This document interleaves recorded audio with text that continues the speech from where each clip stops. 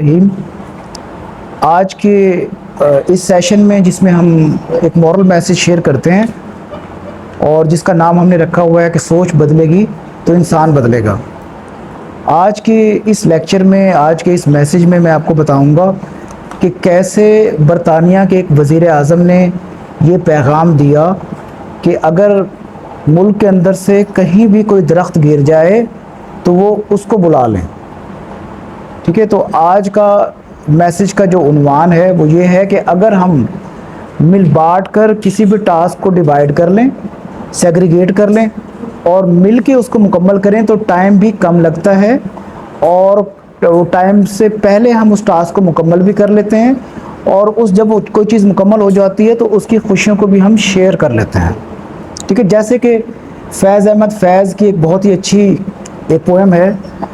आप फरमाते हैं कि चलो अब ऐसा करते हैं, सितारे बांट लेते हैं, ज़रूरत के मुताबिक हम सहारे बांट लेते हैं। मोहब्बत करने वालों की तिजारत भी अनोखी है, मुनाफा छोड़ देते हैं, खसारे बांट लेते हैं।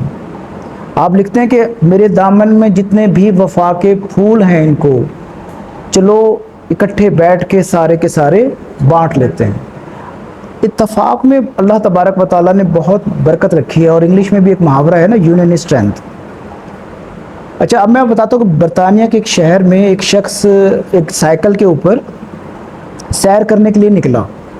सैर करता करता वो जंगल की तरफ चला गया तो वहाँ उसने देखा कि एक दरख्त गिरा हुआ है और वो वहाँ रुक गया। वो दरख्त गिरने की वजह से ज़ाहिरी बात है रास्ता ब्लॉक हुआ था।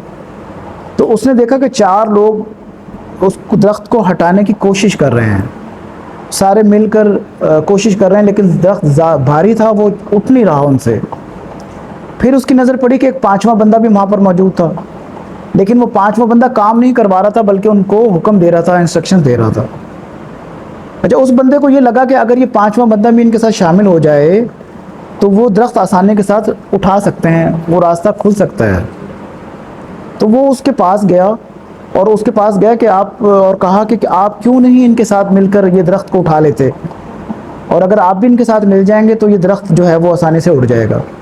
तो उसने कहा कि मैं तो इनका अफसर हूँ, मैं तो इनका चीफ हूँ, मैं कैसे ये इसको उठा लूँ, ये मेरे सबऑर्डिनेट हैं, बेसिकली इनको ये काम करना चाहिए। जब उसने ये बात सुनी ना, उसने कहा चलें ठीक है। उसने अपनी साइकिल खड़ी की और उन 4 आदमियों के साथ मिल गया और उन 5 ने मिलकर वो दरख्त को हटा दिया। और जब वो दरख्त हट गया ना तो वो उस चीफ के पास गया और अपना विजिटिंग कार्ड निकाला और विजिटिंग कार्ड निकाल कर उसको दिया।